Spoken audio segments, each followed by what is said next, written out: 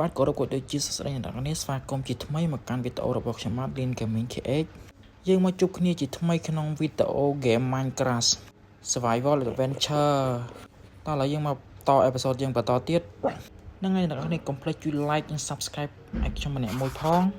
តោះឥឡូវយើងកាត់មកដំបងនេះគឺយើងបាន change និងបាន map មួយអ្នកនរគ្នាយើងធ្វើការបើក change អ្នកនរគ្នាគឺវាមានអីទេមានតែបថៅមានការ៉ុតមានអីអញ្ចឹងណាអ្នកនរគ្នា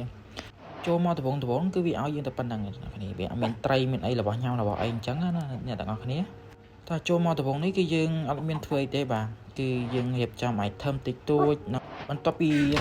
រៀបចំ item រួចហើយគឺយើងមានធ្វើគឺយើងមានតែកាប់ឈើហ្នឹងហ្គេម Minecraft គេចូលមកដំបងយើងតម្រូវតែកាប់ឈើអញ្ចឹងអ្នកទាំងអស់គ្នាបើមិនជាយើងអត់កាប់ឈើទេគឺយើងអត់មានរបស់ប្រើប្រាស់អ្នកទាំងអស់គ្នាគឺយើងតកាប់ឈើទៅវត្ថុដែលសំខាន់គឺឈើហ្នឹងអ្នកគ្នាដើម្បីយើងយកមកធ្វើអីផ្សេងដូចជាឆេះដូចជាអីអញ្ចឹងណាអ្នកគ្នា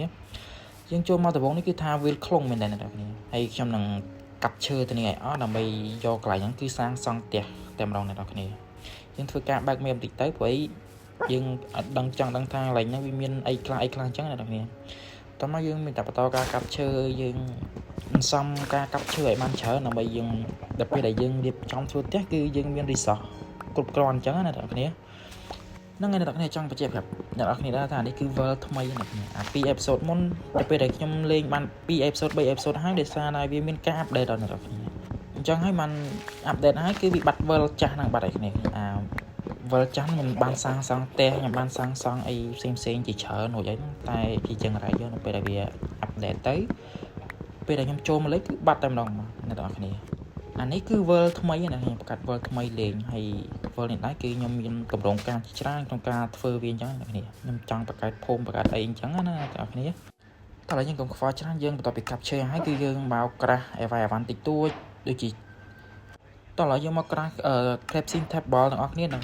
ម្បីយើងងាយស្រួលផលិតអីវ៉ាន់អញ្ចឹងណាអ្នកគ្នាទៅពេលដែលមានយើងអាហ្នឹងគឺយើងស្រួលផលិតអីវ៉ាន់បានហើយអានេះគឺគេ update ថ្មីគឺខ្ញុំអត់ស្គាល់ទេបាទអាហ្នឹងដឹងជាស្អីគេទេបាទតាប់ចាក់ត្រីតាប់ចាក់អីអញ្ចឹងណាអ្នកគ្នាបន្ទាប់មកខ្ញុំក៏បានមកធ្វើ farm តិចទៅដូចជាដាំការ៉ុតដូចជាស្អីទៀតទេអានេះមួយទៀតគឺខ្ញុំអត់ស្គាល់ណាស់អ្នកដូចជាល្ពៅហីពីធ្វើការដាំទាំងអស់គ្នាទៅដើម្បីទៅពេលដែលយើង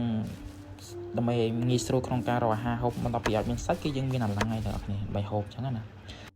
បាទនេះដូចជាលំពេងបន្តិចអីបន្តិចគឺខ្ញុំអត់ស្គាល់ទេអ្នកស្អាយតែវាទៅបាទ update ចូលអញ្ចឹងណាអ្នកគ្នាបន្ទាប់មកគឺខ្ញុំមកកាប់ជាមានដើម្បីយកសាច់ធ្វើជាអាហារអញ្ចឹងយើងស្អីយើងអត់មានអីហូបទេយើងចូលមកដំបងហើយបន្ទាប់ពីកាប់ជាមហើយគឺយើងមកបន្តការកាប់ឈើយើងបន្តទៀតអ្នកគ្នាដើម្បីយើងរកឈើឲ្យបានច្រើនហើយណាមួយខ្ញុំចង់កាប់កន្លែងហ្នឹងឲ្យវាវាលឡាយអញ្ចឹងណាអ្នកគ្នាដើម្បីងាយស្រួលក្នុងការសាងសង់ផ្ទះអញ្ចឹងណាអ្នកគ្នាហ្នឹងហើយចង់បញ្ជាក់ប្រាប់អ្នកនរគ្នាថាដោយសារតែខ្ញុំលេងលើទូរស័ព្ទអញ្ចឹងវារៀងពិបាកមើលបន្តិចអ្នកគ្នាអញ្ចឹងអ្នកគ្នាកុំភ្លេចជួយ like subscribe ឲ្យខ្ញុំបានម្នាក់មួយផងតោះមកយើងគឺដើរមើលទេសភាពតិចទៅណាគឺឡើងនេះគឺយើងមានឆ្កែមួយខ្ញុំអត់មានអីថែបពីទេអញ្ចឹងទៅជួយទុកវានៅសិនទៅគឺយើងធ្វើការដើរ survival តិចទៅដើម្បីមើលចំវិញហ្នឹងអញ្ចឹងណាអ្នកគ្នាហើយណាមួយចង់រកអាហារដែរណាតែមើលទៅដូចនេះវាអត់មានអីទេគឺជាងដានវិញខ្លាចដើរឆ្ងាយគឺវងវែងអញ្ចឹងណាអ្នកគ្នាបន្ទាប់មកគឺខ្ញុំរកកន្លែងជីកថ្មអ្នកគ្នាគឺសម្រាប់ចិត្តថាខ្ញុំនឹងជីកកន្លែងនេះហើយដើម្បីយើងងាយស្រួលរកថ្មរកអីដើម្បីយើងបដូរពីការប្រើឈើគឺយើងមកប្រើថ្មវិញអញ្ចឹងណាគ្នាយើងចូលមកលេងដំបងគឺវារៀងពិបាកបន្តិចណាគ្នាដោយសារយើងអត់មាន item គ្រប់គ្រាន់អញ្ចឹងណាគ្នាគឺយើងមានតែព្យាយាមរកម្ដេចម្ដងអញ្ចឹងទៅ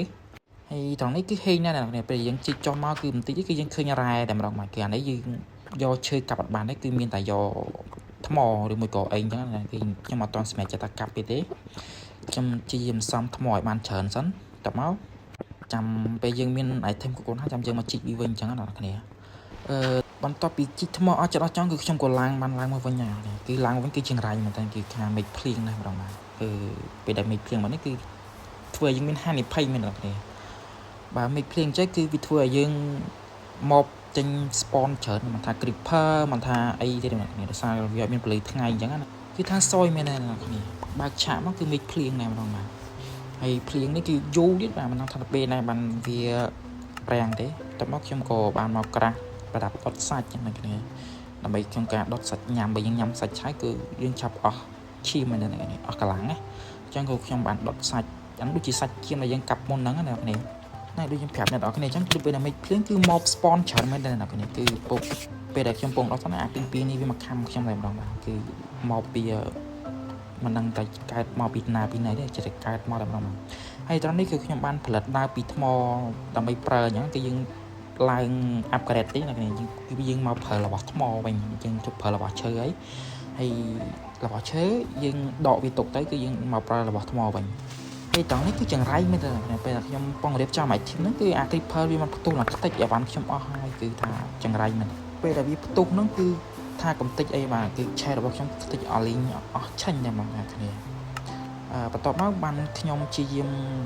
រើអីវ៉ាន់មកវិញហើយក៏ព្យាយាមបិទដីនឹងវាទៅវិញទៅគឺវាផ្ទុះម្ដងគឺសារខ្ញុំឡើងអស់ឈាមឡើងពាក់កណ្ដាលហើយអានេះខ្ញុំពងបិទគឺមិនដឹងវាមកចេញពីប្រឡោះណានេះគឺវាមកផ្ទុះនឹងចិត្តងាប់តែម្ដងគឺសោះឈាមតាមទីទេហើយទៅពេលដែលភ្លៀងនឹងវាអត់ព្រមរាំងមែនទេបងប្អូនហើយអានេះវាមកមួយទៀតនេះគឺញ៉ាត់គឺថាចង្រៃមែនទេណាសត្វហ្នឹងហើយតនេះខ្ញុំថាកាប់វាងាប់ទៅខ្ញុំក៏ស្ទុះងាប់ដដែលហើយវីដេអូនេះក៏បានដល់ទីបញ្ចប់ដែរសូមអរគុណដល់អ្នកដែលបានទស្សនាវីដេអូនេះ